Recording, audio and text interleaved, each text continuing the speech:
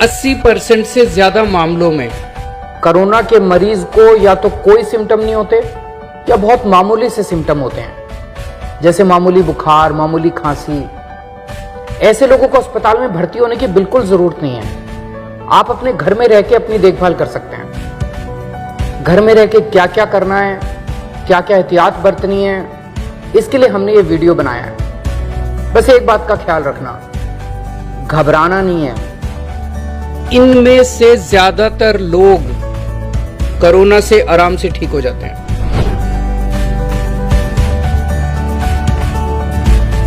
अगर आपका कोविड-19 test positive आया है तो घबराने की कोई जरूरत नहीं है। कोरोना के हल्के लक्षण वाले मरीज अपने घर पर ही होम आइसोलेशन के माध्यम से 17 दिनों में बिल्कुल ठीक हो सकते हैं। आपको होम आइसोलेशन के दौरान डॉक्टर के निर्देशों का सख्ती से पालन करना है। होम आइसोलेशन की प्रक्रिया शुरू करने से पहले इन बातों पर गौर करें। घर में कोरोना संक्रमित व्यक्ति के लिए अलग हवादार कमरा और टॉयलेट होना अनिवार्य है। यदि ऐसा नहीं है तो अपने डॉक्टर को अवश्य बताएं, ताकि हम आपके लिए दिल्ली सरकार के कोविड केयर सेंटर में व्यवस्था कर सकें। कोरोना संक्रमित व्यक्ति की 24 घंटे देखभाल के लिए एक व्यक्ति का होना बेहद जरूरी है। यदि परिवार का कोई सदस्य बुजुर्ग जिनकी उम्र 55 साल से अधिक है या घर में कोई गर्भवती महिला या कोई गंभीर बीमारी जैसे कैंसर, अस्थमा, सांस की बीमारी, डायबिटीज, बीपी, हृदय रोग, गुर्दे की बीमारी आदि से पीड़ित सदस्य है तो मरीज के ठीक होने तक उन्हें किसी रिश्तेदार या जानकार के घर पर ठहराने की व्यवस्था करें, क्योंकि कोरोना इनके लिए हानिकारक हो सकता है। मुख्यमंत्री अरविंद केजरीवाल द्वारा नियुक्त स्वास्थ्य कार्यकर्ताओं और डॉक्टर की एक टीम मरीज के स्वास्थ्य की निगरानी के लिए प्रतिदिन कॉल करेगी। मरीज की सही जानकारी उन्हें प्रतिदिन देनी है। होम आइसोलेशन कर रहे मरीजों के लिए निर्देश। सबसे पहले मोबाइल फोन पर आरोग्य सेतु ऐप डाउनलोड करें और 24 घंटे ऐप पर नोटिफिकेशन और लोकेशन ट्रैकिंग को ऑन रखें। हमेशा ट्रिपल लेयर मेडिकल मास्क का इस्तेमाल करें और 8 घंटे उपयोग के बाद मास्क को फेंक दें। यदि मास्क गीला या गंदा हो जाता है तो इसे तुरंत बदल दें। मास्क पर 1% सोडियम हाइपोक्लोराइड सॉल्यूशन का प्रयोग कर इसे कीटाणु रहित करके एक बंद कूड़ेदान में फेंकें। 1% सोडियम हाइपोक्लोराइड सॉल्यूशन बनाने के लिए आप बाजार में मिल रहे सोडियम हाइपोक्लोराइड ब्लीच जिसमें 3.5% क्लोरीन हो या ब्लीचिंग पाउडर जिसमें 70% क्लोरीन हो का प्रयोग कर सकते हैं। आप 1 लीटर सोडियम हाइपोक्लोराइड ब्लीच को 2.5 लीटर पानी में मिलाकर या 7 ग्राम ब्लीचिंग पाउडर को 1 लीटर पानी में मिलाकर ये सॉल्यूशन आसानी से घर पर बना सकते हैं। इसका प्रयोग करते वक्त ग्लव्स और मास्क का प्रयोग करें। इस सॉल्यूशन से आप घर की सफाई कर सकते हैं। साथ ही स्विच बोर्ड, खिड़कियां, चेयर, डाइनिंग टेबल, अलमारी इत्यादि को साफ करने के लिए भी इस्तेमाल कर सकते हैं। इस सॉल्यूशन का इस्तेमाल कोई भी मेटालिक सतह जैसे सिक्योरिटी लॉक, दरवाजे के हैंडल इत्यादि पर ना करें। इससे जंग लग सकता है। इन सतहों को साफ करने के लिए आप कोई भी सैनिटाइजर का प्रयोग कर सकते हैं। आप इससे शौचालय की सफाई भी कर सकते हैं। याद रहे, इस सॉल्यूशन को टॉयलेट ब्रश पर स्प्रे करके ही शौचालय की सतह को साफ करें। आप अपने लिए अलग शौचालय का ही प्रयोग करें और हमेशा फ्लश करने से पहले ढक्कन को बंद करें। कृपया कमरे की खिड़कियां हमेशा खुली रखें। होम आइसोलेशन के दौरान अपने कमरे में ही रहें, घर के अन्य कमरों में ना जाएं। दरवाजे, खिड़कियां, टेबल जैसी चीजों को छूने से बचें, जिससे घर के अन्य सदस्यों को कोरोना से संक्रमित होने का खतरा न हो। अपने हाथों को साबुन और पानी से कम 40 सेकंड तक अच्छी तरह से धोएं या उन्हें 70% अल्कोहल युक्त सैनिटाइजर से साफ करें। अपने घर के अन्य लोगों के साथ व्यक्तिगत वस्तु जैसे बर्तन, तौलिए आदि को साझा ना करें। आपके कमरे की बार बार छुए जाने वाली चीजें जैसे टेबल, दरवाजे का handle, mobile phone, computer, remote इत्यादि को 1% हाइपोक्लोराइड सॉल्यूशन या सैनिटाइजर से साफ करें। डॉक्टर द्वारा बताई गई दवाइयाँ नियमित लेते रहें। यदि आप किसी अन्य बीमारी की दवाइयाँ लेते हैं तो डॉक्टर की सलाह जरूर लें। आप रिकवरी प्रक्रिया के दौरान शराब ना पिएं और धूम्रपान ना करें। भरपूर आराम करें। शरीर में पानी की कमी ना होने दें। इसके लिए तरल पदार्थ जैसे सूप, पानी, जूस इत्यादि पीते रहें। खाने में कम कार्बोहाइड्रेट, उच्च प्रोटीन युक्त आहार, सब्जी और फलों का सेवन करें। प्रतिदिन 3 बार करें।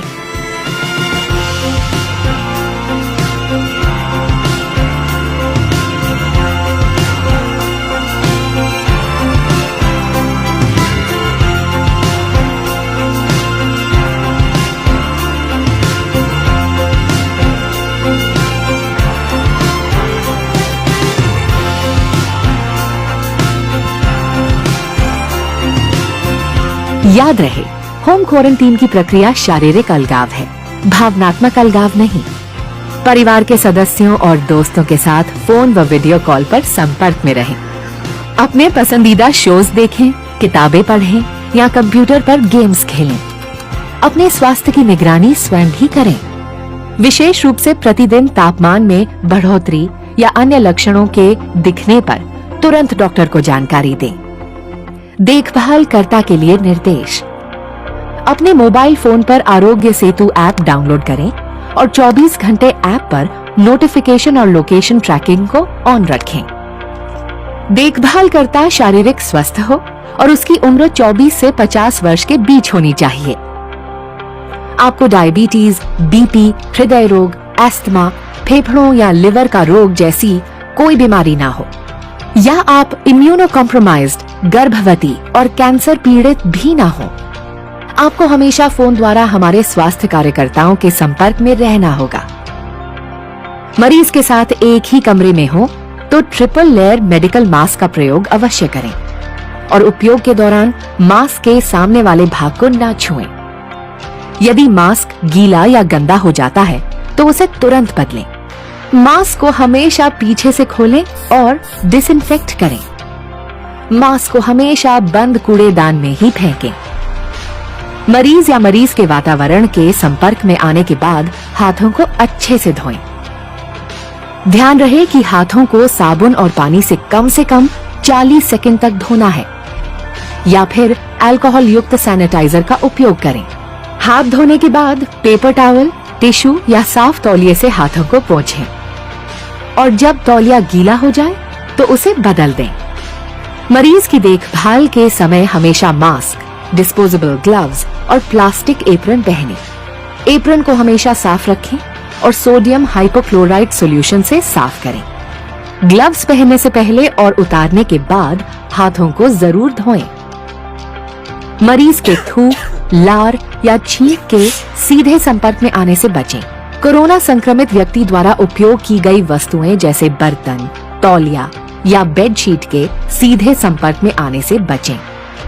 कृपया ये सुनिश्चित करें कि आप भोजन देते समय मरीज के सीधे संपर्क में नहीं आए। खाना हमेशा कुछ दूरी पर रख दें और हमेशा उनके बर्तनों को संभालते समय डिस्पोजेबल ग्लव्स का उपयोग करें।